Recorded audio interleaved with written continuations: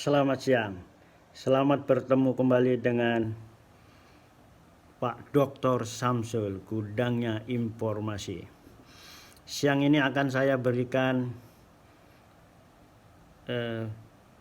modul yang ada di kantor Direktorat Kompetensi dan Produktivitas Konstruksi. Dulu namanya kantor ini adalah kantor Direktorat Kompetensi. Sebelumnya adalah kantor Pusbin KPK, atau yang dulu yang terkenal adalah Puslajakon atau Pusbinlat. Modul ini sangat bagus, maka dari itu kami ingin bagikan informasi yang bagus ini kepada masyarakat supaya dapat dimanfaatkan dengan baik ya, ilmu yang bagus ini yang dari Kementerian Pekerjaan Umum bekerja sama dengan JICA. Jadi ada perbaikan dan perkuatan bangunan tembokan sederhana, tapi kita bagi dua nanti. Perbaikan sebelum terjadinya gempa, dan nanti yang sesi kedua adalah perkuatan bangunan tembokan sederhana setelah terjadinya gempa. Mari ikuti terus. Selamat datang di channel saya, Pak Dr. Samsul, gudangnya informasi.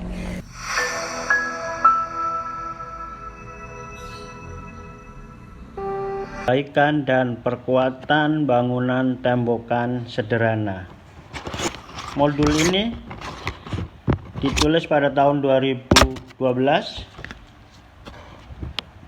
yaitu oleh Project on Building Administration and Environment Capacity Development for Seismic Resilience Phase 2, yaitu kerjasama antara PUPR dan JICA, yang ditulis oleh timnya, yaitu oleh Pak Profesor Teddy Bun, Azhar Saputra, UGM Yogyakarta, Febin A. Ismail dari Unan Padang, Krishna Pribadi dari ITB, Imam Satyowarno dari UGM Yogyakarta, dan Profesor Haji Widodo UII Yogyakarta, serta Leni dari PT Teddy Bun Consultant.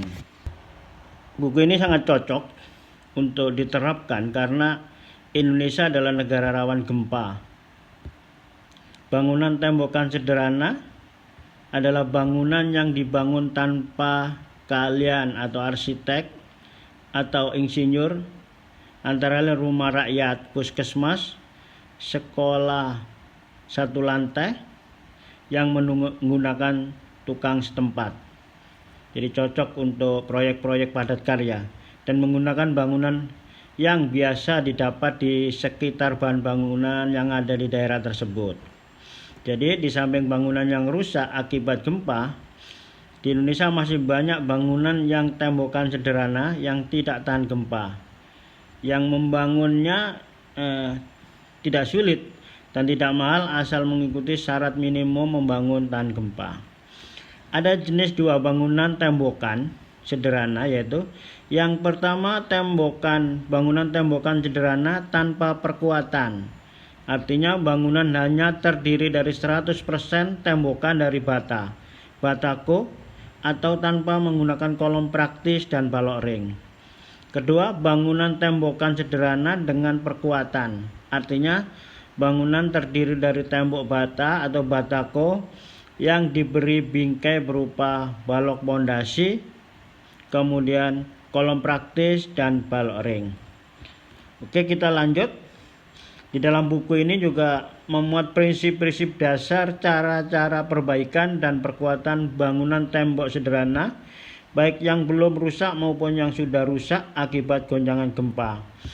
Cara perkuatan dan perbaikan yang dianjurkan adalah dengan memperban dinding dengan kawat anyam.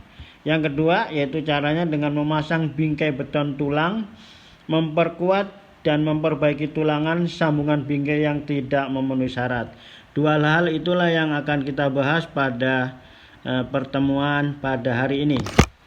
Berbicara kerusakan, ada beberapa kerusakan yang tipikal ya.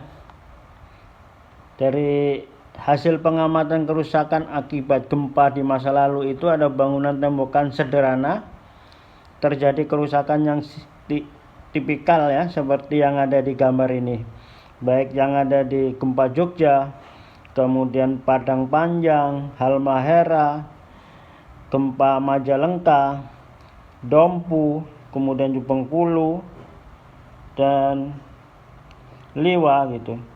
Menunjukkan adalah kegagalan sambungan balok kolom. Ada juga yang bangunannya roboh. Jadi ada yang dinding roboh, dinding retak, kehancuran pada pojok-pojok dinding gitu. Dan juga ada dinding retak di sudut-sudut bukaan, dan juga ada dinding berpisah pada pertemuan dua kolomnya. Ada juga yang gentengnya melorot.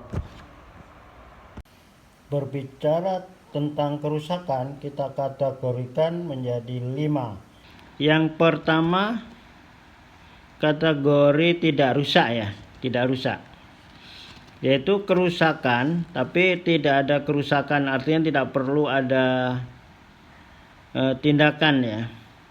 Kategori pertama yaitu yang kerusakan itu adalah kerusakan ringan tapi yang bersifat non struktural, artinya kerusakannya hanya retak halus pada plesteran serpian plesteran yang berjatuhan mencakup luas yang sangat terbatas, retaknya halus atau retakan dengan lebar celah tidak lebih dari 0,75 cm ya. Gitu. Tindakannya bagaimana? Tindakannya adalah bangunan tidak perlu dikosongkan, hanya diperlukan perbaikan secara arsitektur aja. Jadi artinya diplester ulang. Kategori 2, ringan struktural.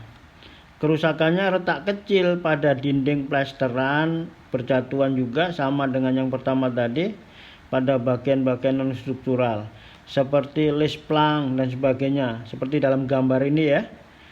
Kemampuan memikul beban tidak banyak berkurang. Retak kecil adalah retak dengan lebar celah tidak lebih dari 0,5 cm, jadi tidak lebih dari setengah cm ya, dan tidak mengurangi kemampuan memikul beban. Tindakannya adalah bangunan tidak perlu dikosongkan, yang diperlukan adalah perbaikan yang bersifat arsitektur agar daya tahan bangunan tetap terpelihara. Jadi diperbaiki secara arsitekturnya aja ya. Kategori ketiga yaitu sedang, kerusakan sedang. Retaknya besar seperti pada gambar tuh, pada dinding. Retaknya menyebar luas di banyak tempat seperti pada dinding pemikul beban dan kolom. Jadi kemampuan struktur untuk memikul beban sudah sebagian besar berkurang. Retak besar adalah retak dengan lebar celah lebih dari 0,5 cm, lebih dari setengah cm. Retak dindingnya itu lebih dari setengah cm. Maka perlu kita lakukan tindakan, yaitu dikosongkan. Karena ini mempengaruhi dari kemampuan struktur, kita khawatirkan ini adalah bisa berbahaya, maka bangunan harus dikosongkan. Kemudian laksanakan restorasi komponen struktur yang rusak dan kalau perlu dilakukan perbaikan untuk menahan beban gempa.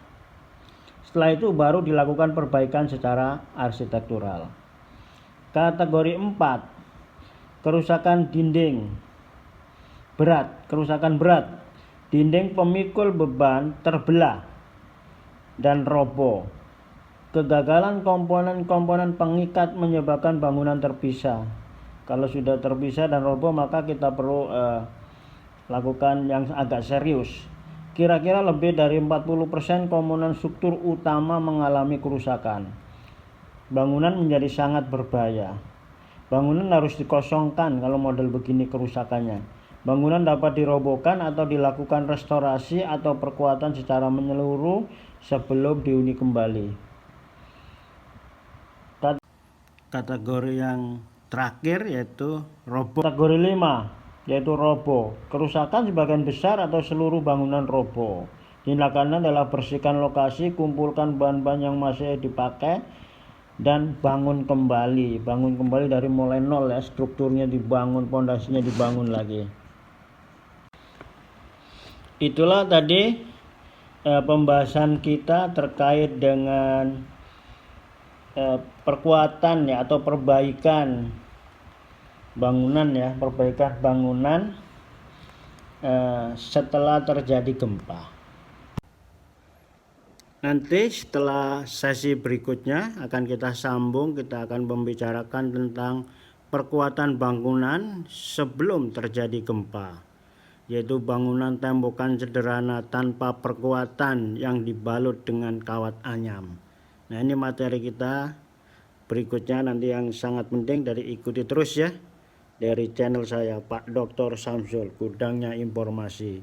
Tidak lupa saya ucapkan terima kasih atas partisipasinya, sudah menonton dari video saya ini. Semoga bermanfaat, dan saya juga ucapkan terima kasih kepada Direktorat Kompetensi dan Produktivitas Konstruksi serta tim penulis dari buku ini, yaitu Kementerian PUPR dan JIKA, di mana timnya adalah ada Profesor Krishna, ada Profesor Sarwidi, dan juga ada Pak Profesor Teddy Boon dan timnya ya, timnya. Terima kasih. Assalamualaikum warahmatullahi wabarakatuh.